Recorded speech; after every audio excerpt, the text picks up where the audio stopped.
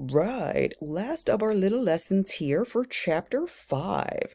We're going over theoretical perspectives on socialization, so always doing this stuff. All right, so we have a functionalist perspective. Socialization serves a necessary function by conditioning people to exist in the society in which they were born.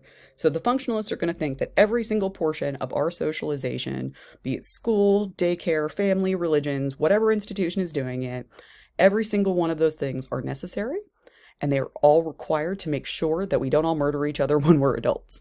That these socialization procedures are absolutely required, every single one of them. So that's the functionalist perspective. Whereas the critical perspective is going to view socialization as a process which serves to reinforce the oppression or the exploitation of a certain group of people based on things like class, gender, and race. And the reading in your textbook actually got a little bit into this when it was talking about how differently girls are socialized from boys. So we'll talk a little bit more about that as we go through the semester. But it's a very good example of the ways in which young ladies are socialized to basically be oppressed in a way that young men are not. It's very interesting to read the literature on that.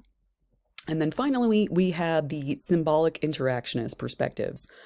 So they're always going to be focused on that individual experience, right? How does an individual go through socialization? They're also going to be interested in symbolic representations of socialization. I've actually seen really interesting studies done on, have you ever seen people who have a baby, a brand new baby, and I'm talking about a 1 month old or less baby, and the baby cannot hold its head up, but it has on a bow the size of its head to make sure that you know it's a little girl baby. Right? You know what I'm talking about. Yeah, you do. They are fascinated by that kind of thing. Why do parents feel it necessary to put a hat on a baby, which at this point is a functional potato? Remember, it cannot crawl, it cannot do anything. I know a lot of you don't have kids yet, but they're functional potatoes at this point. That we feel it necessary to stamp this is a girl with that giant bow. So that's going to be something symbolic interactionists are interested in studying.